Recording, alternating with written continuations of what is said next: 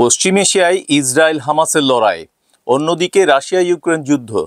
তবে অনেকেই জানেন না, গত বছর দেড়েক ধরে রক্তাক্ত আফ্রিকার একটি দেশও, কথা হচ্ছে সুদানের। গৃহযুদ্ধে বিপর্যস্ত সুদান। বছর দেড়েক ধরে সুদানে রক্তক্ষয়ী গৃহযুদ্ধ চলছে। সেদেশের সেনা, সুদানিজ আর্ম ফোর্সেস SAF এবং আধা সেনা র্যাপিড সাপোর্ট ফোর্স RSF এর মধ্যে। উত্তর পূর্ব আফ্রিকার এই দেশটিতে ১.৫ বছরে বহু মানুষের প্রাণ হারিয়েছে। যুদ্ধের বিষবাষ্প ছেয়ে গিয়েছে গোটা দেশে। সেনা এবং আধা সেনার যে বিরোধ ২০২৩ সালের এপ্রিল থেকে শুরু হয়েছে, তা এখনও ধারাবাহিক, ক্রমবর্ধমানও। এই যুদ্ধ ১.৫ বছরের মধ্যে কম করে ১.৫ লক্ষ জীবন কেড়ে নিয়েছে। গৃহযুদ্ধের কারণে দেশ ছাড়া কম করে ১.৫ কোটি মানুষ।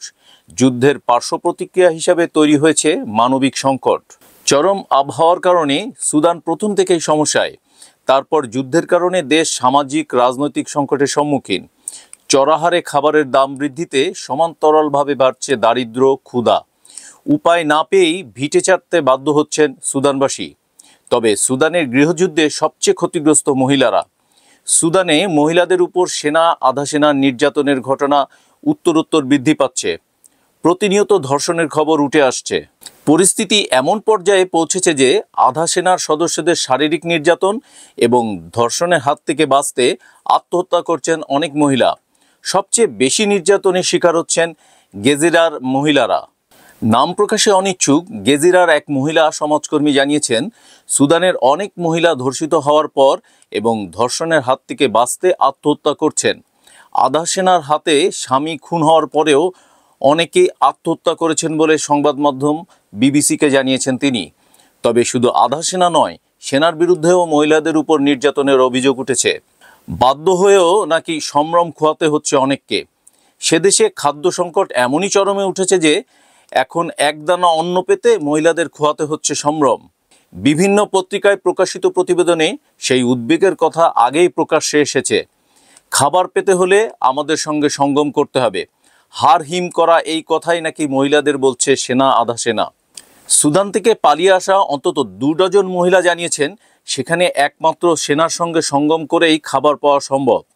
সুদানে গণহত্যা, মহিলাদের উপর নির্যাতন সহ একাধিক নৃশংস অপরাধের জন্য সুদানের আধা সেনার দিকে আঙ্গুল তুলেছিল রাষ্ট্রপুঞ্জ। যদিও RSF সেই অভিযোগ অস্বীকার করেছে। সুদানের সবচেয়ে গুরুত্বপূর্ণ প্রদেশ দারফুর। এই প্রদেশ এবং এখানকার বাসিন্দাদের উপর হওয়া অত্যাচারের অভিযোগ থেকেই যাবতীয় গণ্ডগোলের সূত্রপাত।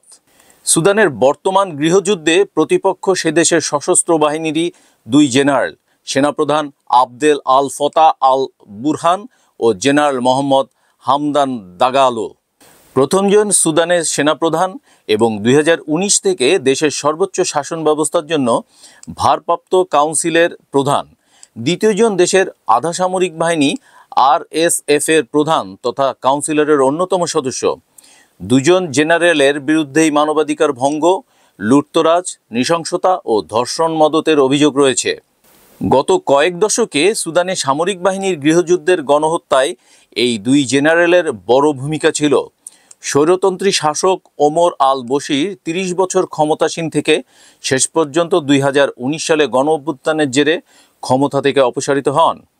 তারপর প্রভাবশালী সামরিক গোষ্ঠী এবং অসামরিক নেতারা মিলে একটি পরিচালন পর্ষদ গঠন করে নিজেদের মধ্যে ক্ষমতা ভাগাভাগির ব্যবস্থা করেন। ঠিক হয়েছিল কয়েক বছরের মধ্যেই পুরোপুরি অসামরিক এক সরকারের হাতে দেশের ক্ষমতা তুলে দেবে। কিন্তু ২০২১-এর অক্টোবরে প্রধানমন্ত্রী আবদুল্লাহ হামদকের নেতৃত্বাধীন সেই অন্তর্বর্তী সরকারকেও উৎখাত করেন সেনাপ্রধান বুরহান। এরপর তিনি ২০২৩ সালে নির্বাচন ঘোষণা করেন। কিন্তু তার আগে জেনারেল বুরহান সুদানের সেনাবাহিনী এবং RSFকে এক ছাতার তলায় আনতে উদ্যোগী হতেই দাগালোর সঙ্গে তার বিবাদ শুরু হয়। এপ্রিল মাসের মধ্যপর্বে যা গড়ায় রক্তাক্ত গৃহযুদ্ধে।